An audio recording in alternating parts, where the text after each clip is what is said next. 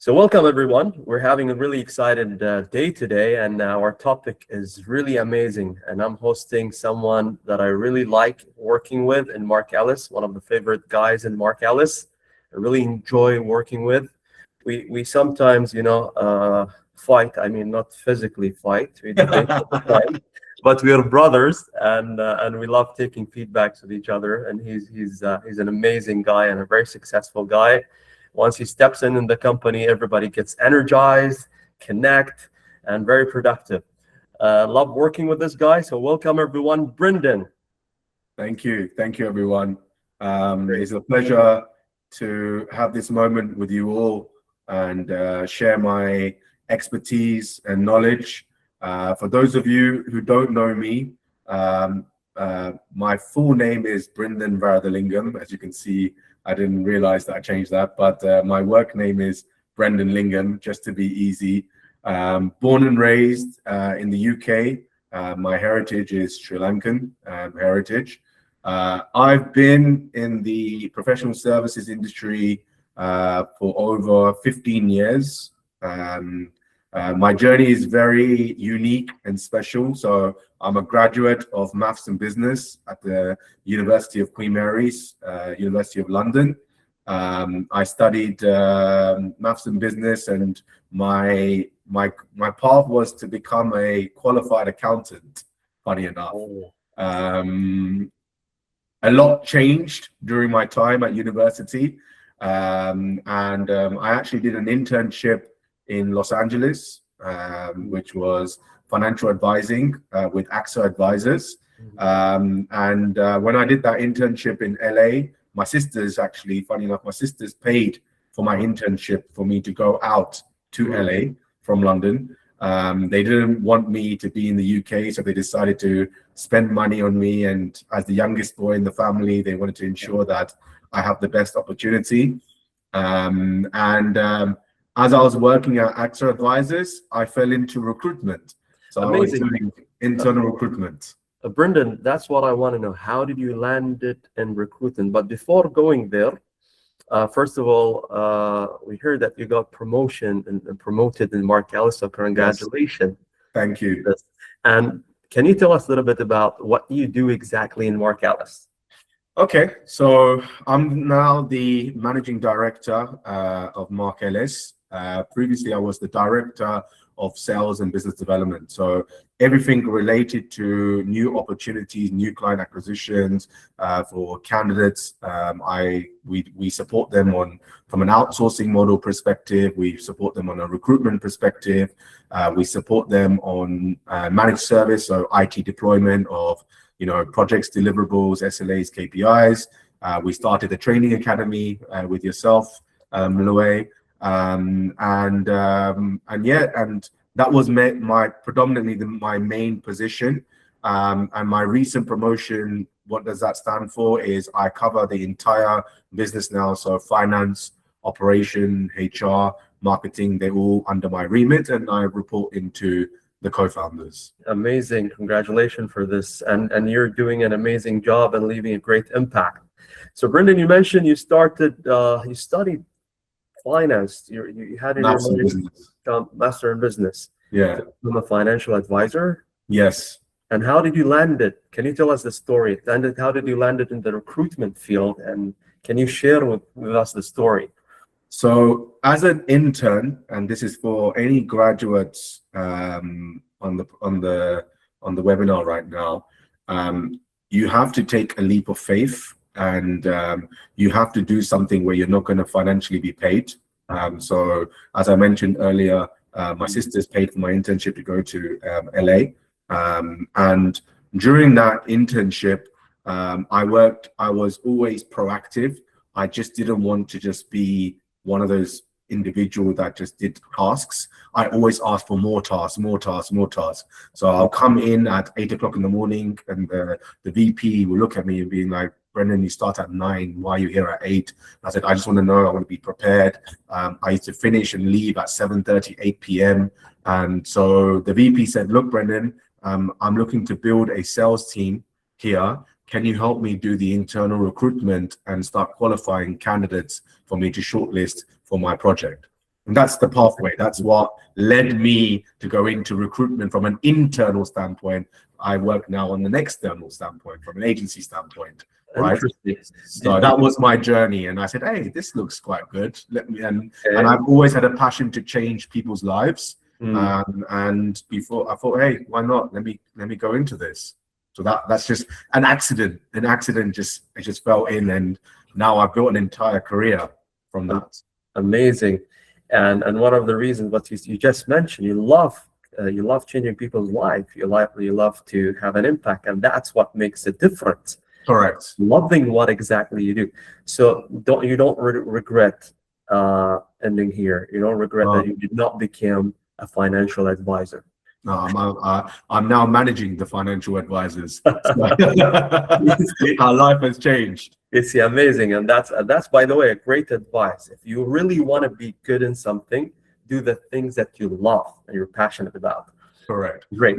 You need to find something that wakes you up in the morning, that motivates you in a way that you want to go to work, you want to make an impact, because motivation is one thing, mindset is another thing.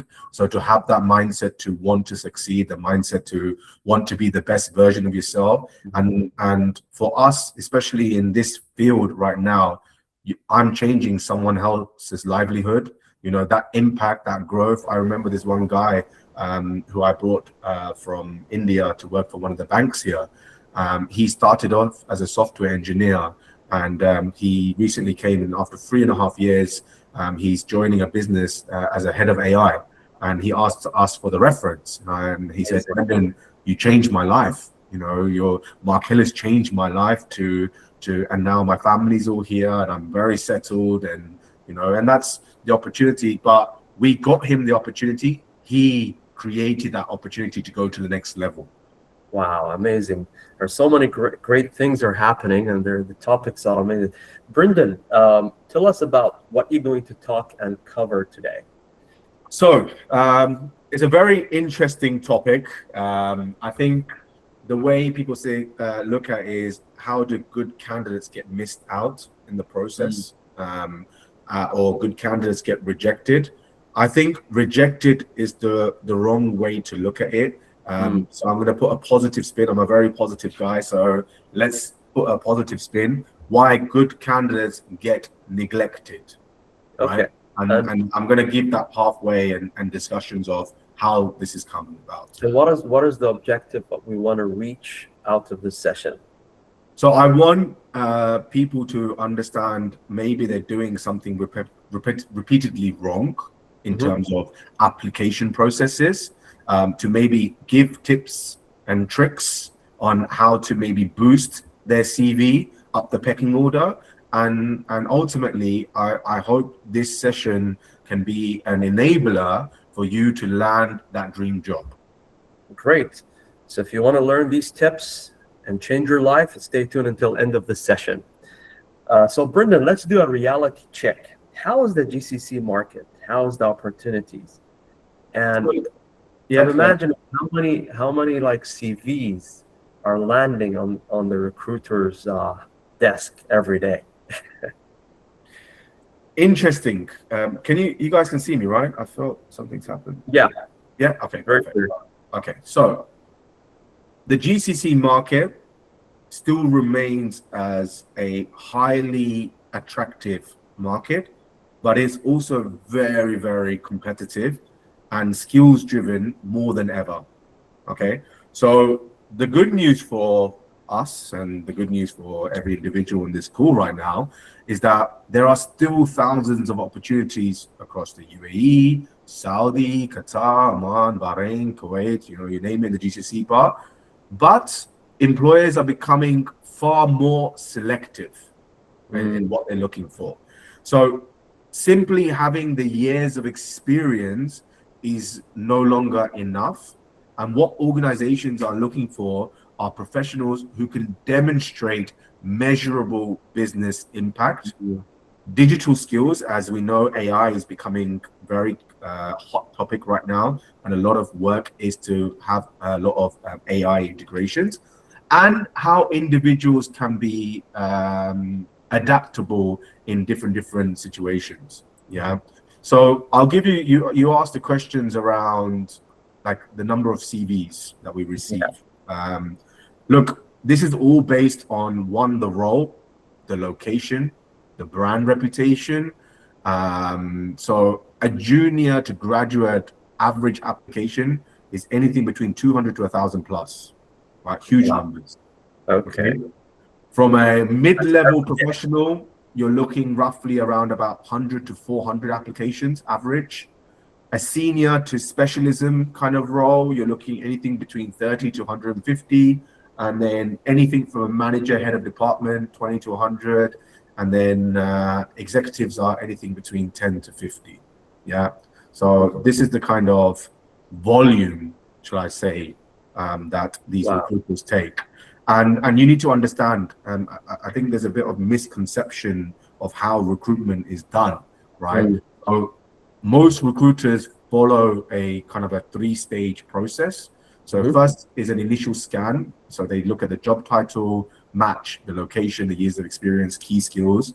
Then they look at the detailed review. So if they look at their career progressions, if there's relevant projects, industry expertise, and stability is a very important part. Once this is all matching, this is what we call the screening, sourcing and screening, is when the recruiters start to qualify the candidates. You know, that's kind of like the step-by-step process on this. Interesting. You mentioned something really valuable here, Brendan, which is the business world or the industry and the business world are looking for people who can add value and have measurable results. I was in a couple of universities last week visiting like directors, HR departments, L&D, and we were discussing about this issue. There's a big gap between the academic world and the business world.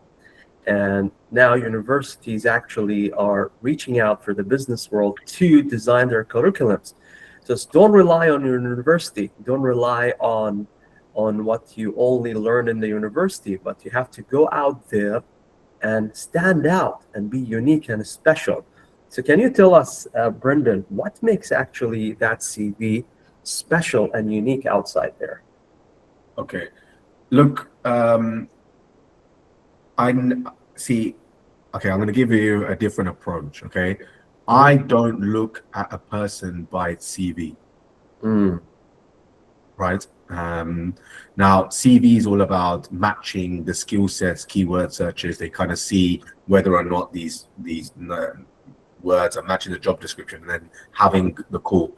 Funny enough, whenever I do an internal interview, I don't look at the CV. So whoever's given to me, I said, I don't want to see the CV. I don't want to create an opinion based on looking at the CV. I want to speak to this person, okay? A simple methodology that we use, and I think a lot of businesses are using this methodology right now. We use the SEAT methodology, so which is the skills, ethic, attitude, and trust. So skills can be taught. Ethic and attitude, you cannot be taught. It's within that person. And then trust. So there's a graph, right? If you look at the graph element, you have the skills on one side, the ethic and attitude on the other side.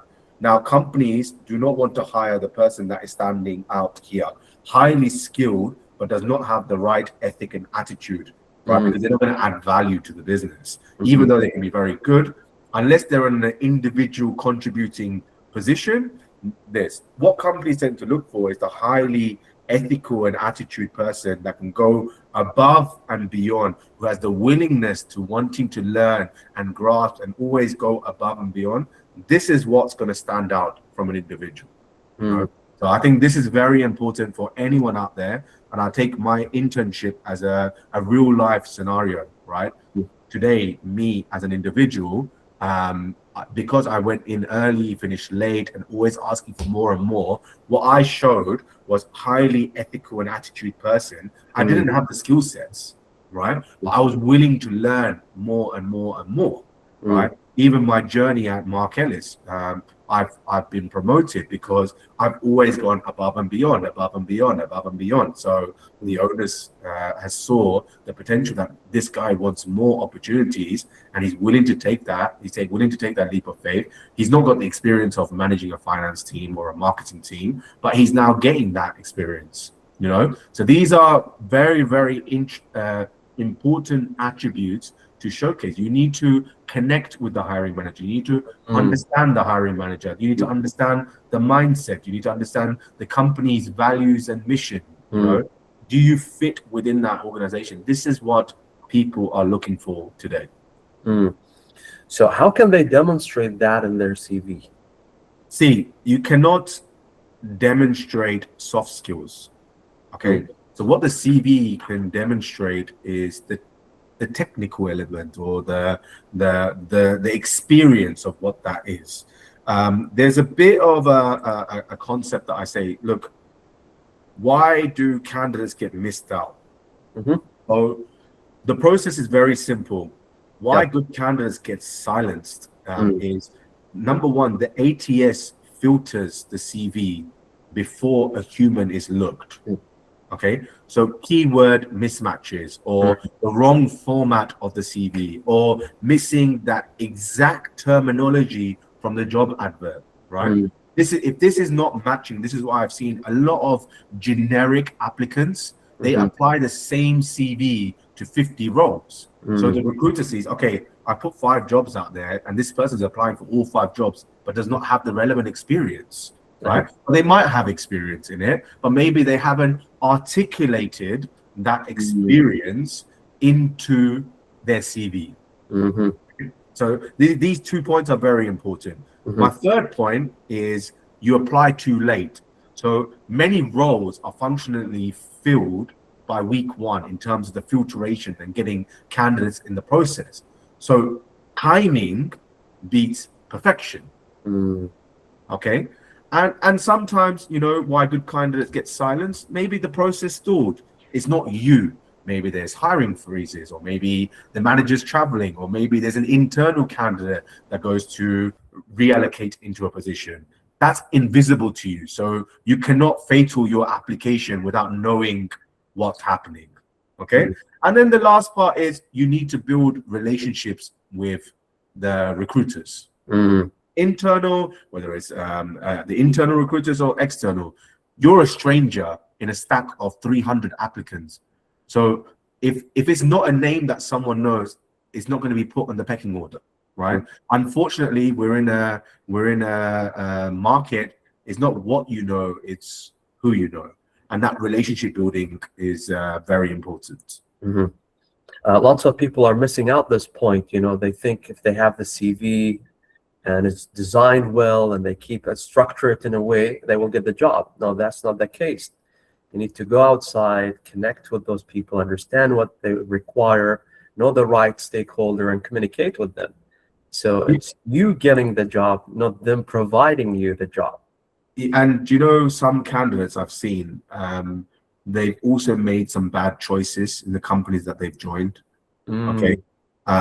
Look, sometimes we're all driven by money, and sometimes you get a counter offer of a good opportunity and you move, but that culture's wrong, the environment's wrong, the opportunity's wrong. You just moved for a couple of thousand to get more, and then you decide to leave after 1 year. And I've seen some amazing candidates do not get the opportunity because they're job hopping, right? And this is very, very important, guys, because if you don't show stability in an organization, you are a person that the company is willing to invest in your hiring.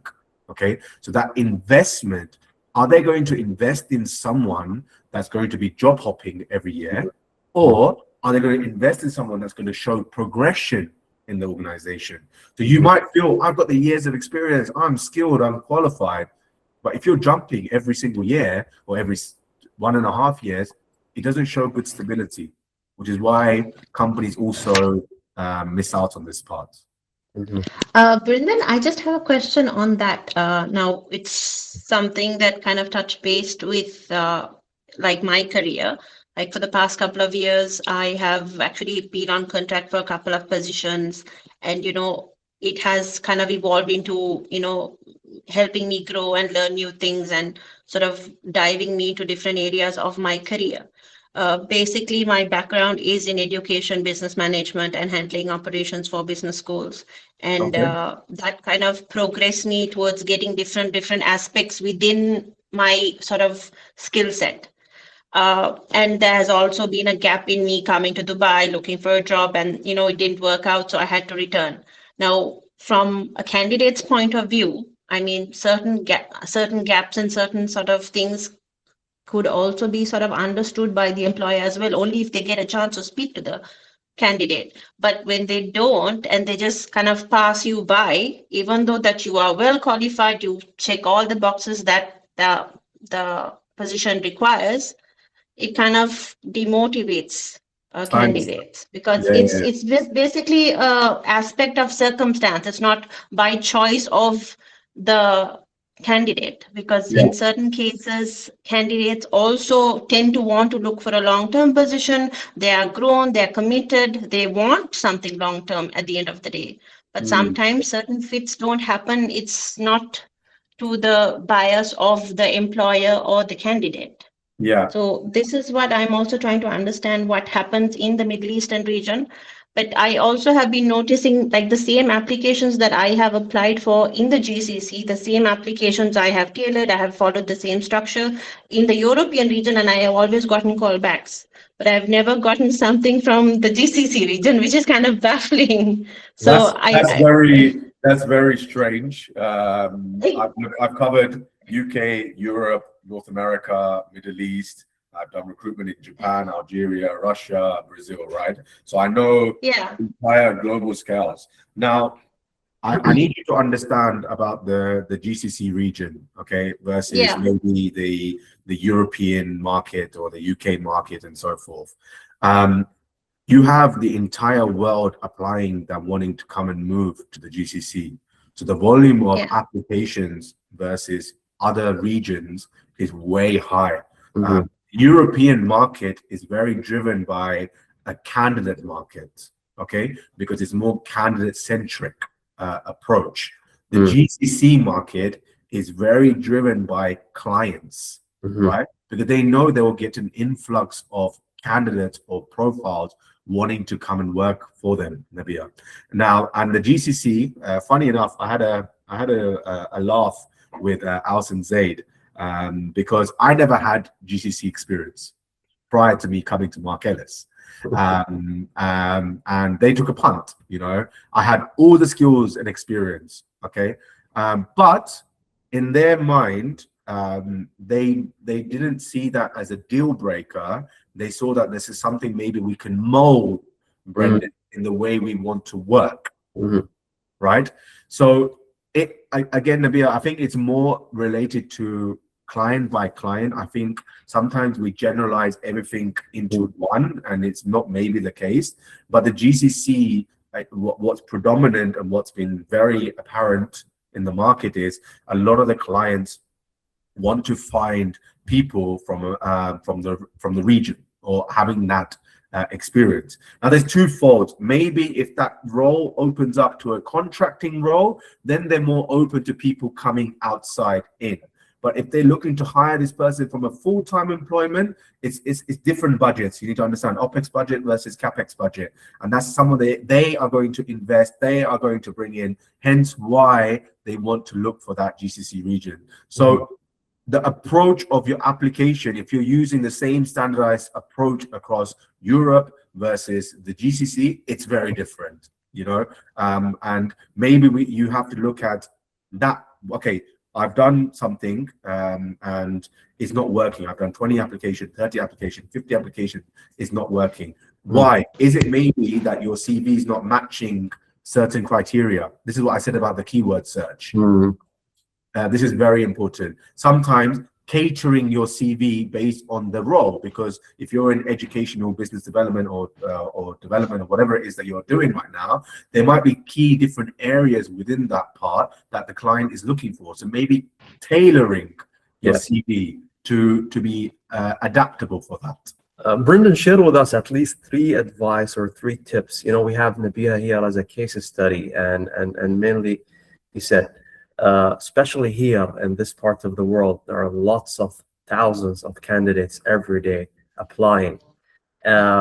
So sometimes a system is there, sometimes AI does the interview and the selection.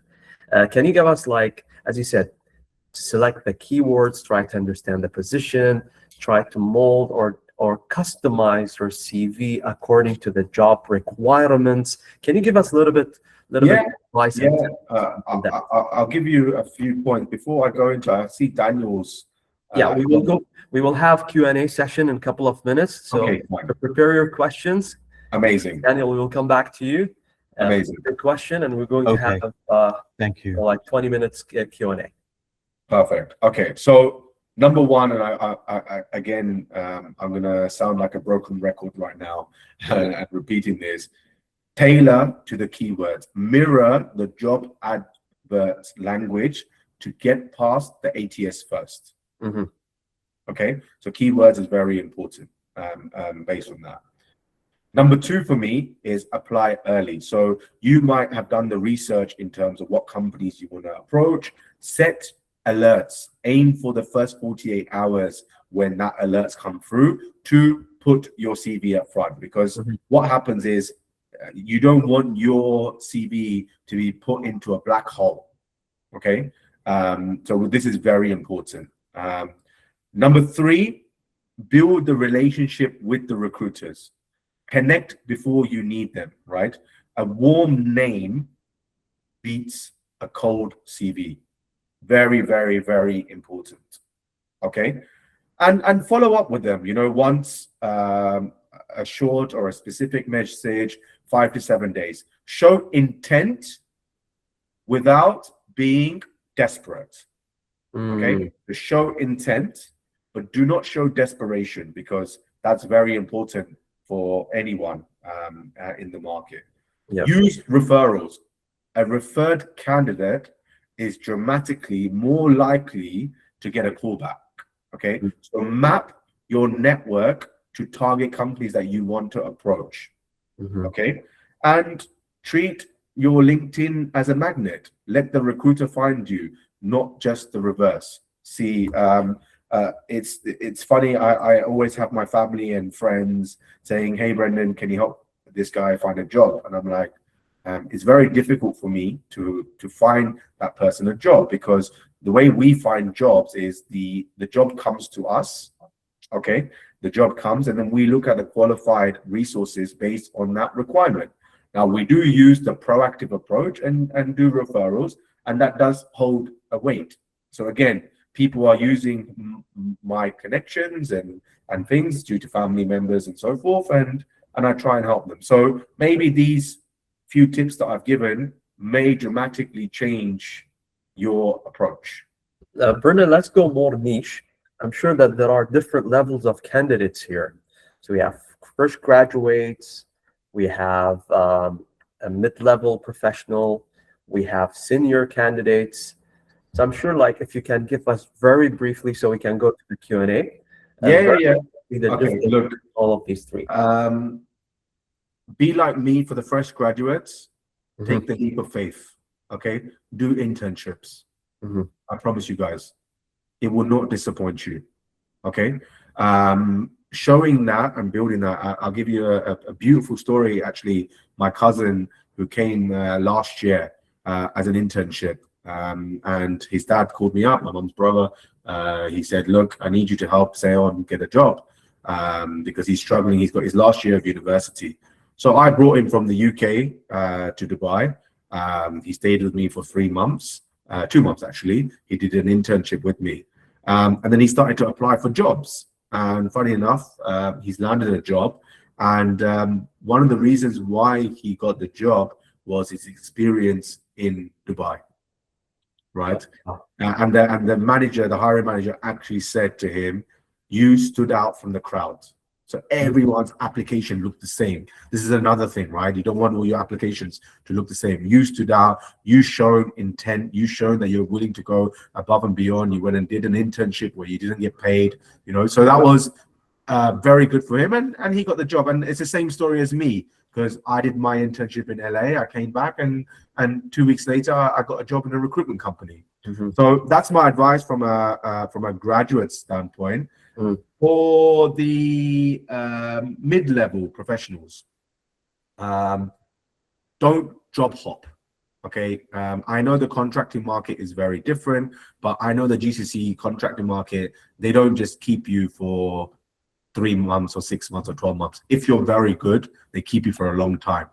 You know, the average duration of a contracting market is roughly 18 to 24 months if you're good at your job.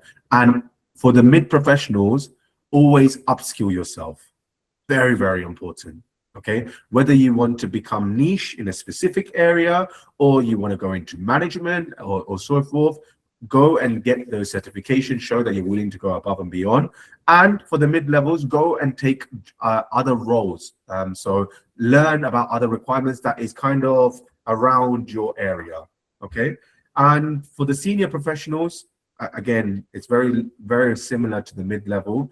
The market's much smaller, so network, you know, everyone from graduates all the way, network. Okay, your net worth is your network. So ensure that you really build that connection. And with AI coming in, guys, don't look at it as that AI is going to replace my job. You should be the type of people of seeing, how can AI enable my job to get more outcome and more productivity? Yeah. So if you're showcasing that and demonstrating that to employees, or you're showcasing that and demonstrating that in your interview processes, you're more likely to be hired than an average person that's going to be interviewing for a job. So this is the kind of small advice I can give you, and it's very, very important to take on. Amazing. Really, really good stuff. It's time now to do Q&A. So if you have any questions, so go ahead and ask us. So we have Daniel first, raised his hand previously. So go ahead and ask a question. Thanks very much. Hi, Brandon and Loay. It's great to meet with you finally, at least Nice to meet even if it's not in person like this as well. So I've got 3 questions. Okay.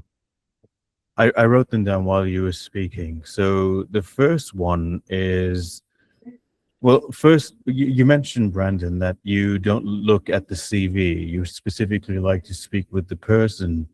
But, you know, with the myriad of CVs you get and the influx of so many applications, you know,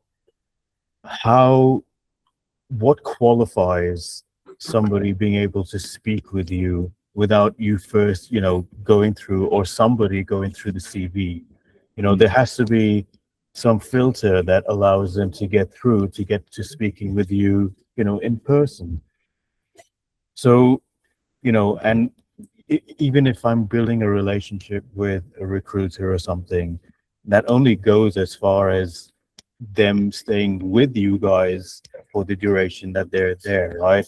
And if they leave, then I don't have access to you know, Marc Ellis anymore. So what do you reckon? How do I fix that? How do I get through that? Okay, so any role, so we have our own internal CRM system. Okay, so I think, see, before you apply for a job, you need to understand the logic of how the recruiters tend to find the right profile. This is rule number 1.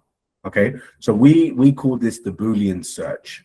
Okay, now what the Boolean search does, it matches the keywords. So as an example, I'll give you an example right now. Let's talk, I'm looking for a software engineer, right? Now, for a software engineer, they might have different ways of writing. I'm a software engineer, I'm a software developer, I might be a front-end developer, back-end developer, full stack, whatever it is, okay? There are different ways of looking at it. These are different Boolean searches that we put in. Now, if your CV has those key phrases in that, you're going to get a ranking above for the recruiter to see who's the right person. That's number 1. Okay, so this is what I'm seeing. What I'm saying to you guys is, your CV has to match what the keywords are looking for in the job description. This is to get past the ATS or CRM system, to answer your first question. Then the second question is, once it's matching and they see you're in the top 20 or top 20, 50 to rank, you then get the call from the recruiter and asking about your experience.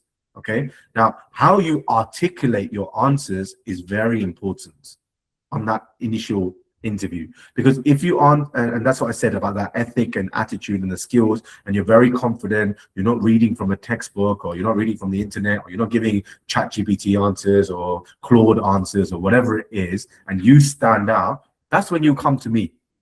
And it's the same way you come to a hiring manager. Okay, so again, the way your CV is matching that is your first step.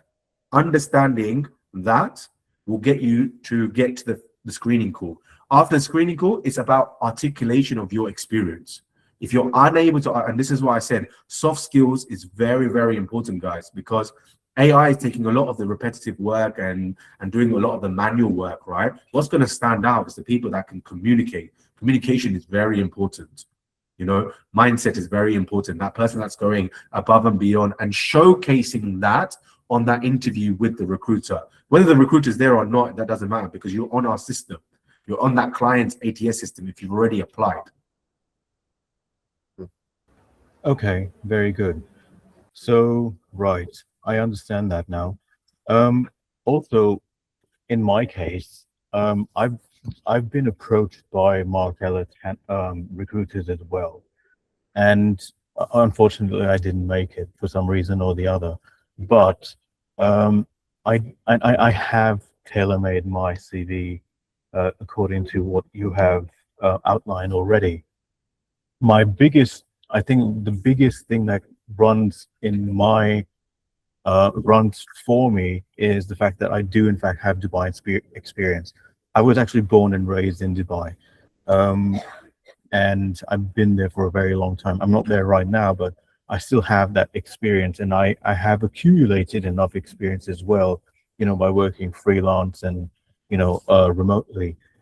Does that help in terms of pushing me higher into the list of candidates that kind of do get called back?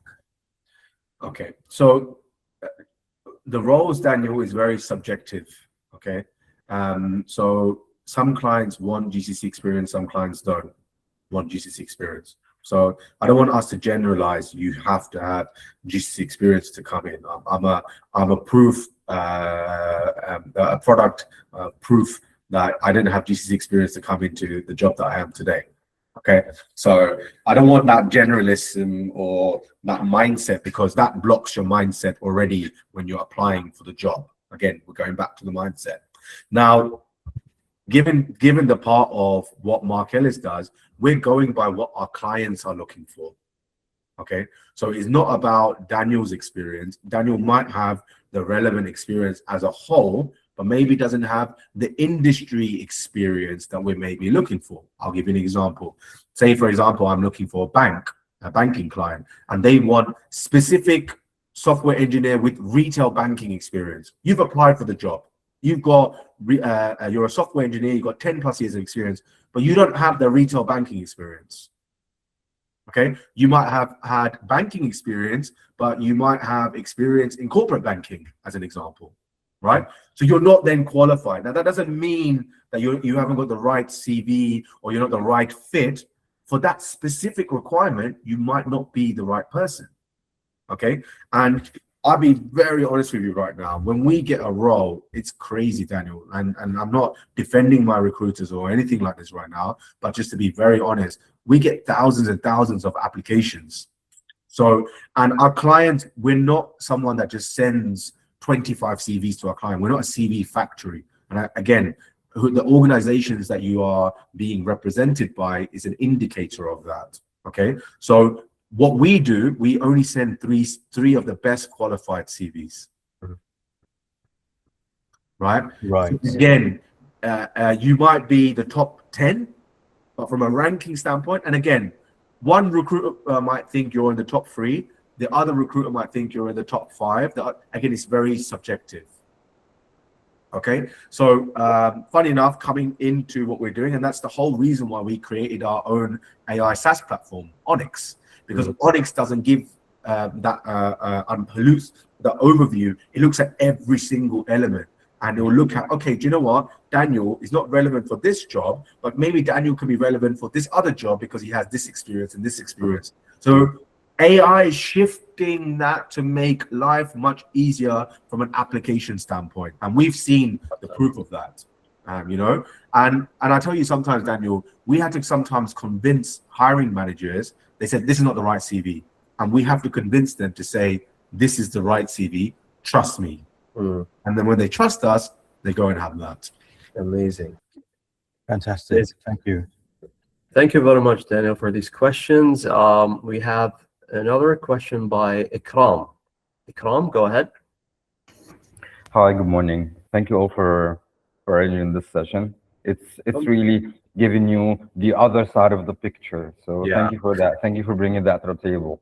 You're welcome. So to make it short, it's actually two questions.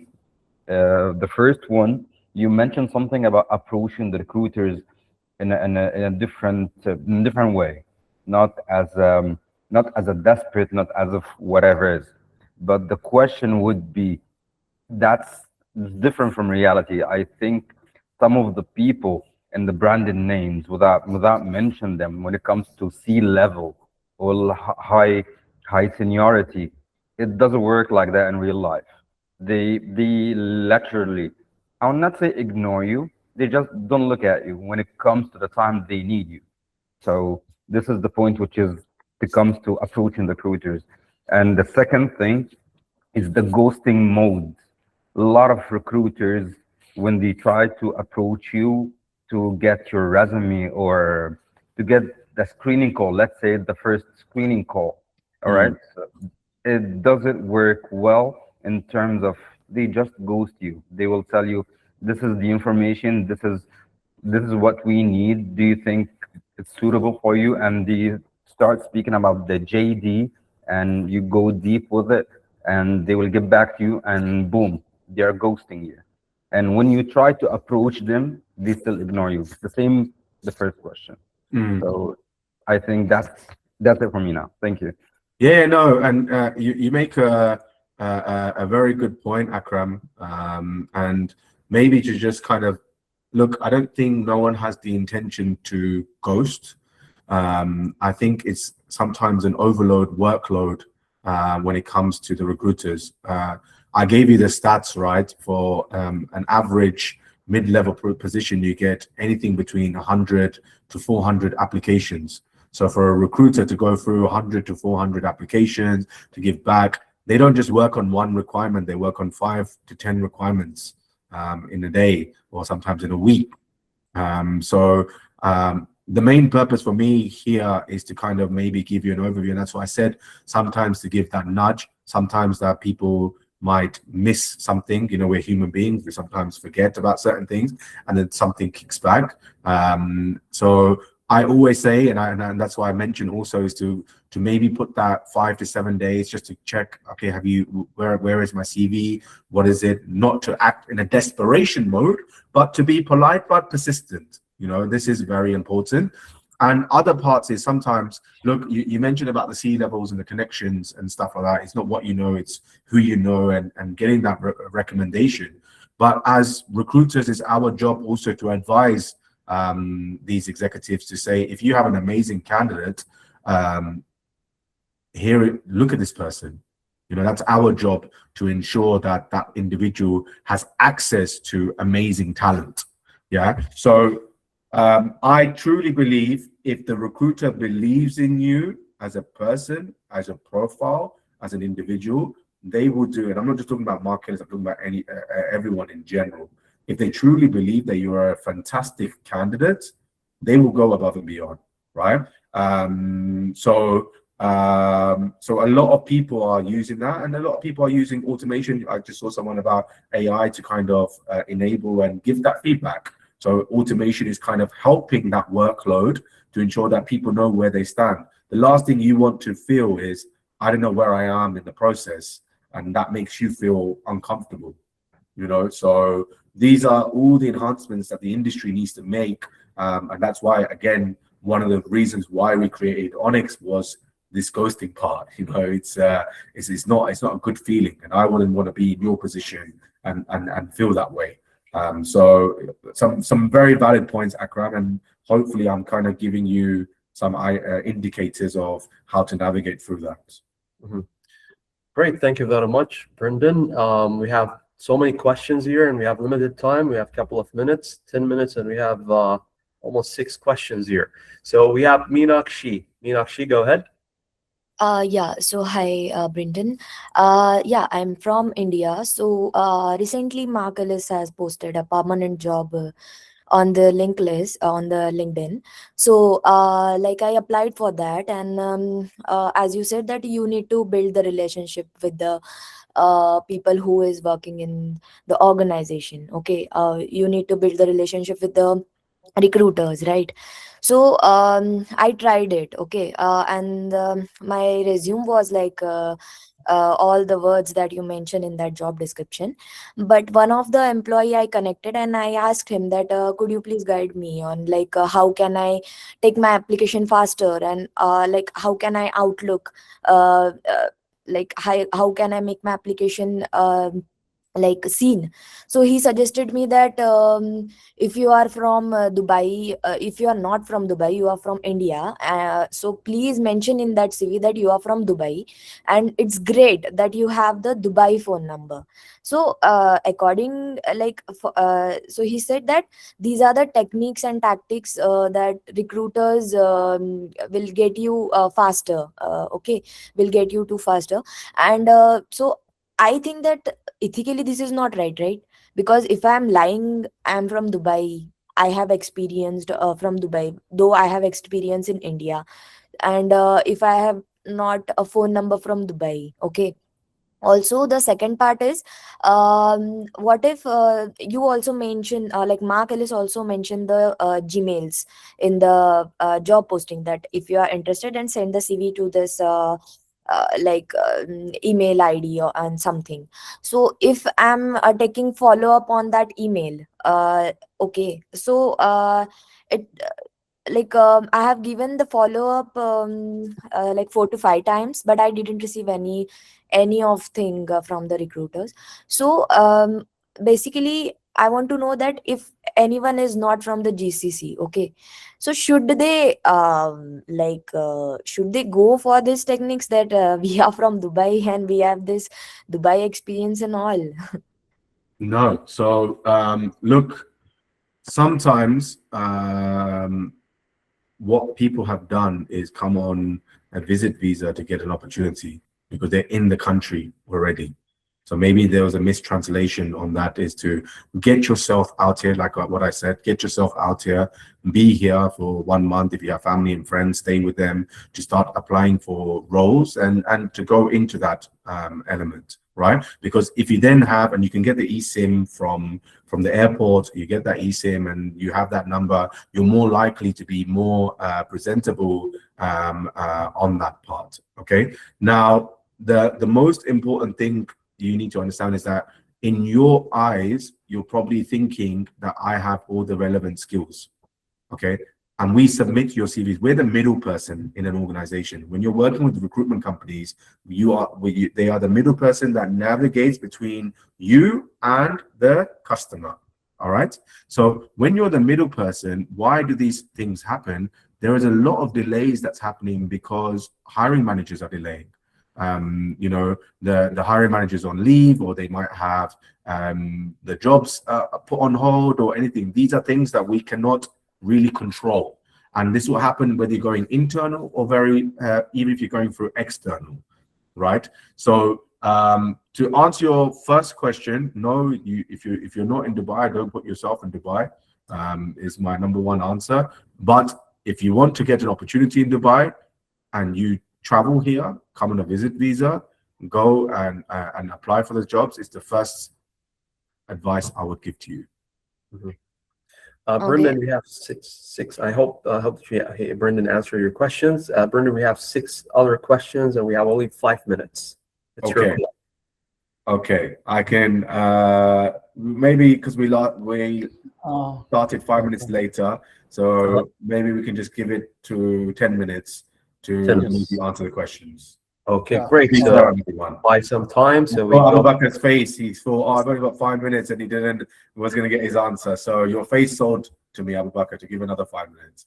Yeah, Silva Kumar, go ahead. Ask your Yes. question, please. Yes, thank you. Thank you for this opportunity. Yeah, so I'm Selva Kumar from India, and I've been following up the Marc Ellis LinkedIn pages for around 3 years, and I have proactively shared my CV with several Marc Ellis recruiters like Vince, Zain, Salma, and Arzu, and Sherwin. And my question is here. Last week, I received a age-generated call from the Marc Ellis from the US number for the senior men's stack developer. But even though the expectation is here in the men's stack, I have the experience in the senior .NET full stack role, and I have no practical experience in the Express and MongoDB. But I approached the recruiter, Mr. Servin, and he said that clearly the client expectation is completely A+ experience in the men's stack. So I agreed that. And another recruiter, Arzu, also approached me over the call, and she also explained about the other opportunity, and in there also Flutter and Dot experience is not available in my CV because that's the client expectation. So I agreed that. Now my question is, if my CV is already in the Marc Ellis system, how do I ensure recruiters see it for the future openings, instead of it being overlooked in the outside? And second thing is, still the Marc Ellis will look into the outside of the UA candidates if the CV is fit for the client JD, or they will prefer only the in the Gulf countries, GCC countries. And So that was I want to just maybe, Selva Kumar, I want to maybe just highlight something. We have hired thousands of people that are not in the GCC, from India, from Pakistan, from Sri Lanka, from Egypt, from Jordan, from UK. Okay, so again, this whole concept of not having is not. No, my question is here. The initial, I understand, Brendan.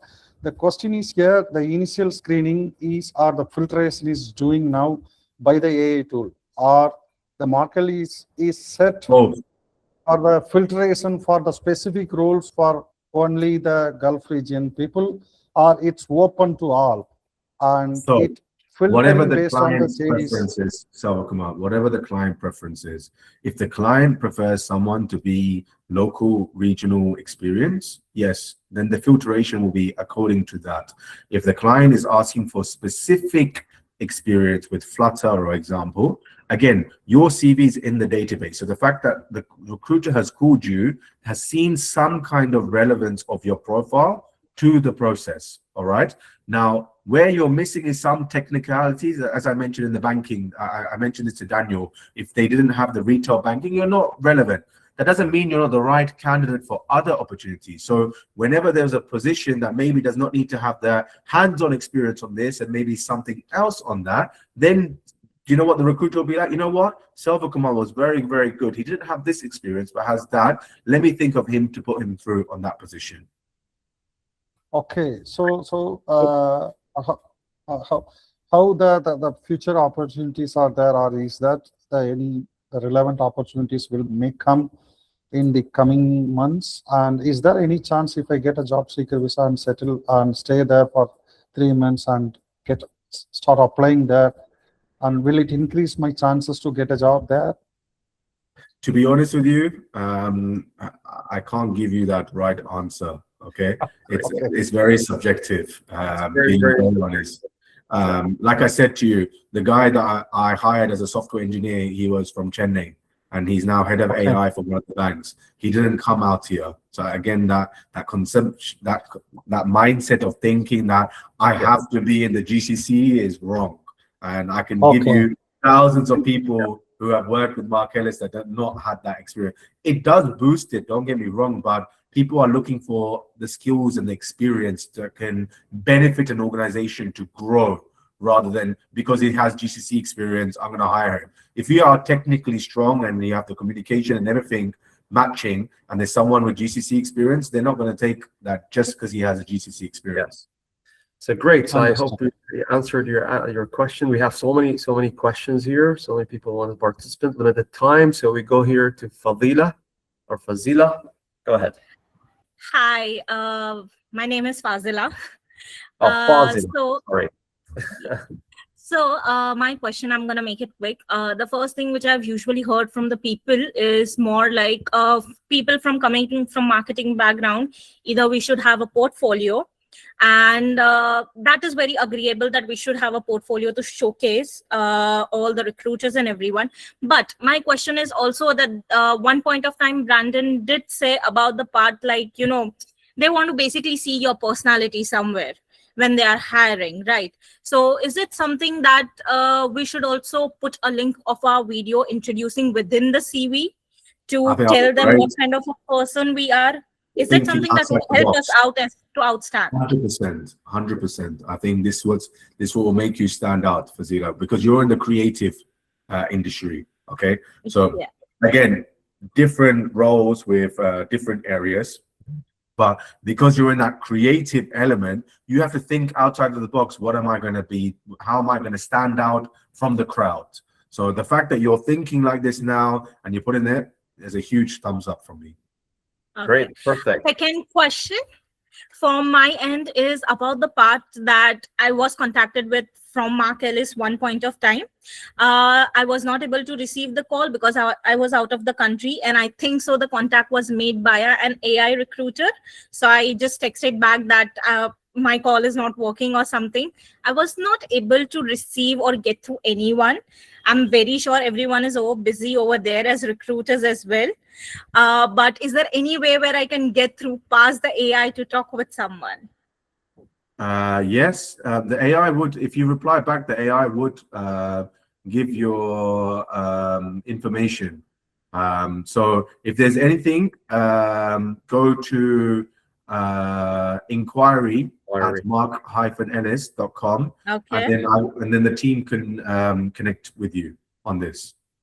Okay. Sounds perfect. Great. Thank you so much. Very much, Fazila. One just last thing, I just want to make a shout out to Victoria from your team. She has done an amazing job in managing everything when I was the one who was a candidate over there.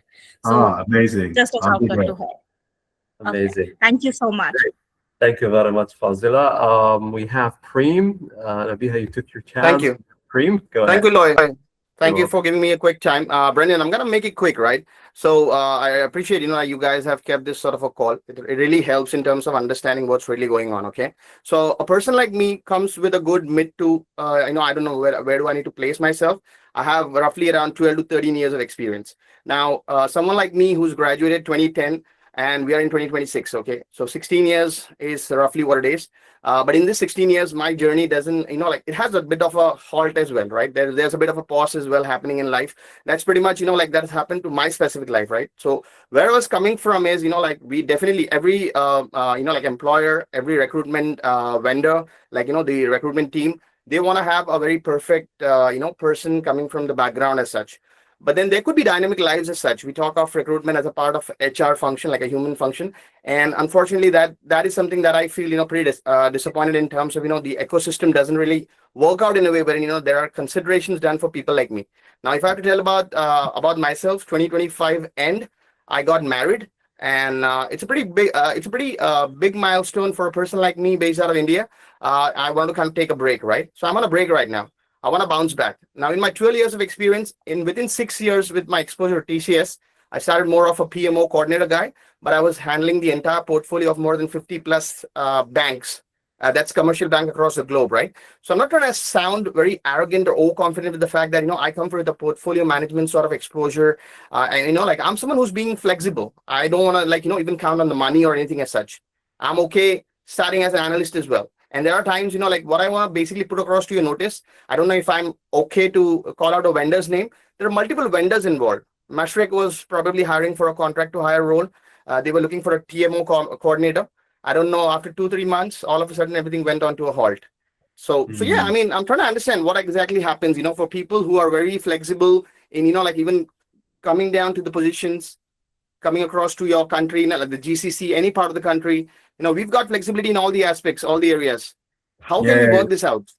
See, sometimes it could also look out of desperation, and sometimes they could look at it from you're an overqualified person as well. Oh. Again, it's very like I'll give you an example. One of our clients, we had someone with 20+ years experience, overqualified, right? Overqualified, and they said, I don't want to take him. He's overqualified.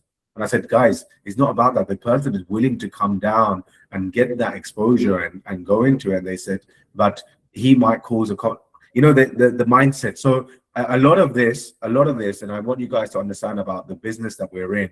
We have to educate you guys as candidates, but we have to also educate the clients as well with the mindsets and shift. Now, with you, for example, you have some amazing experience, working with multiple different banking. You're an ideal candidate that can fit into thing. Why? You have consulting background, you have industry specific, you're a very, very, your communication, everything is fantastic, right? So how do we navigate that? And with your experience, okay, he's taken he's achieved it. So how we position that to the customer is very important. And that's why I said, when you have that relationship with a good recruiter, that recruiter can navigate those ways to ensure to able to get you in front.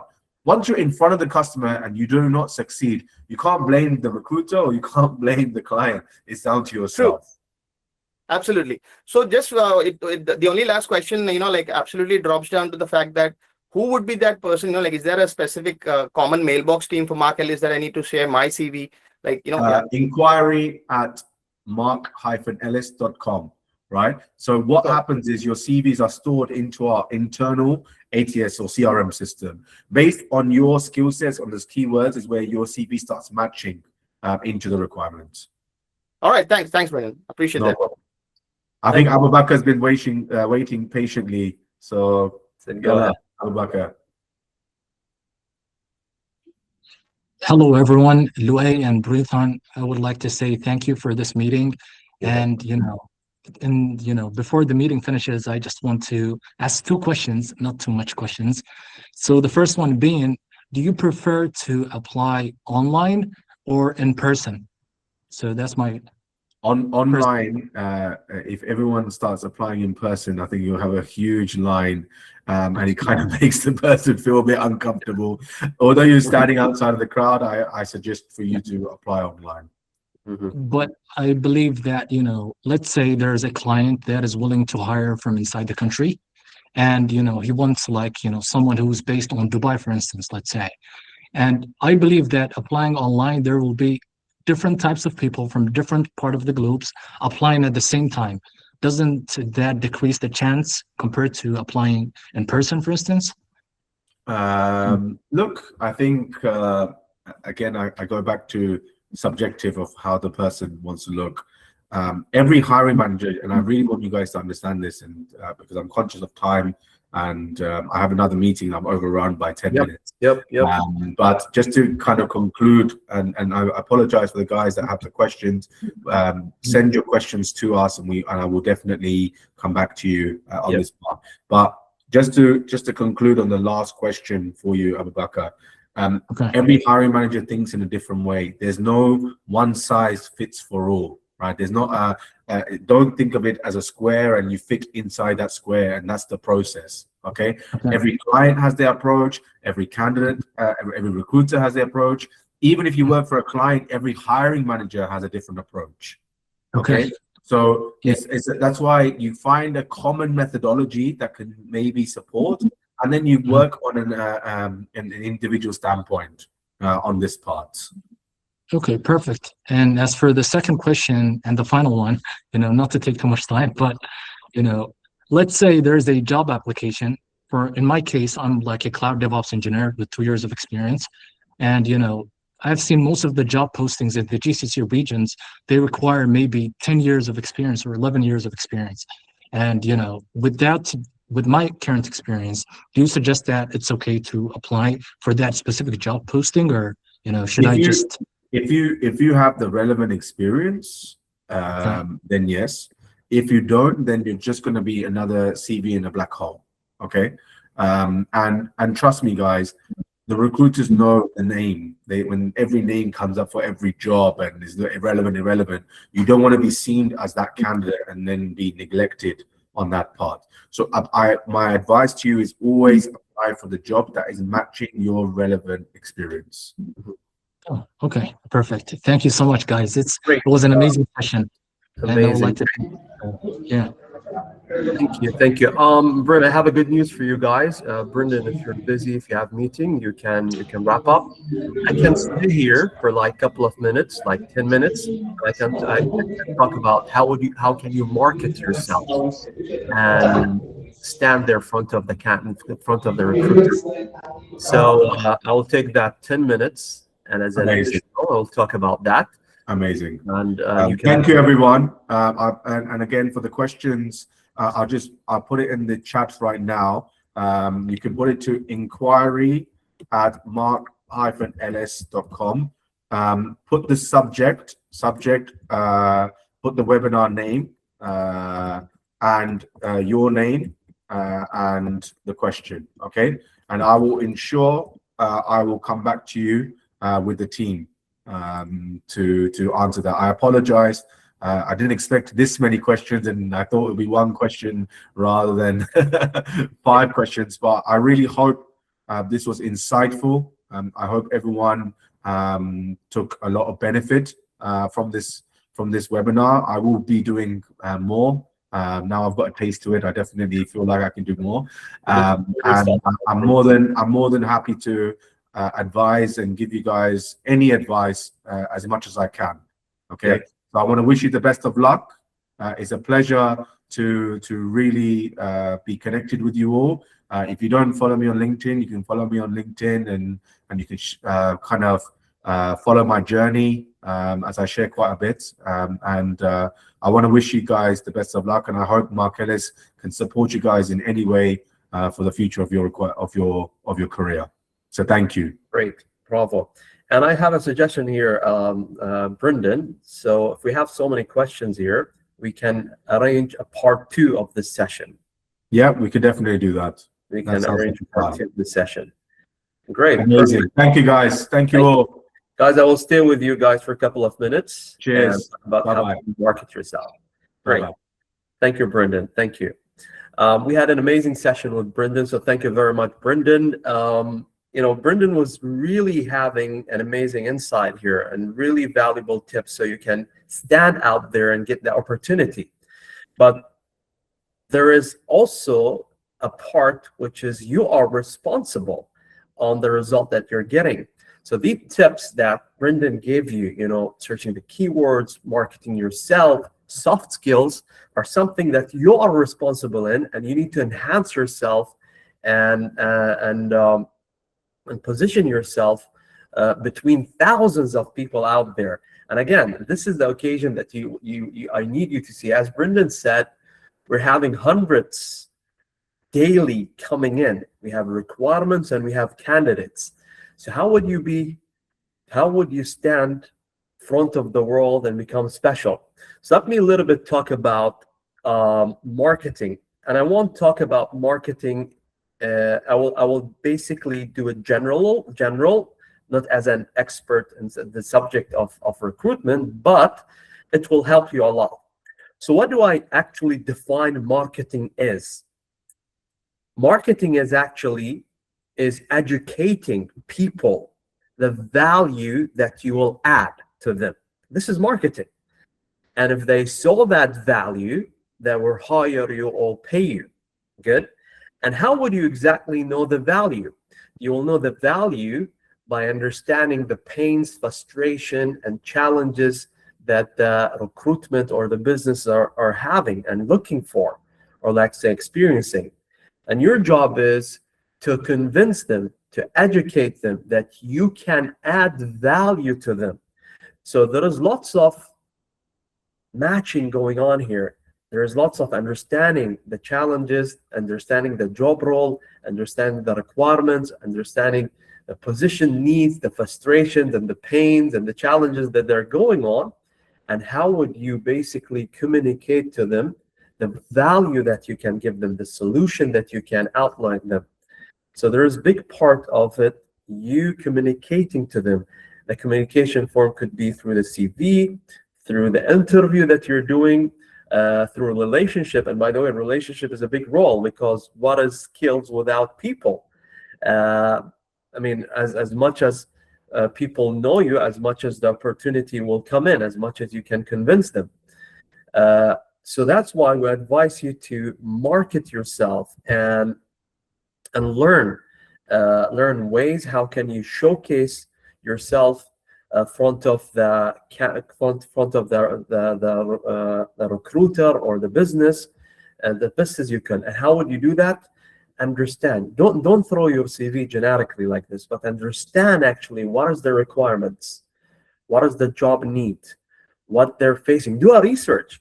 Do a research. Who's the guy is in charge? What they're having as challenge? What is their objectives? What are their frustration? What are the pains that they're having? Why they came up with this job? What are the requirements? And try to communicate with them in a way that suits them. Try to communicate with them in a way that suits them.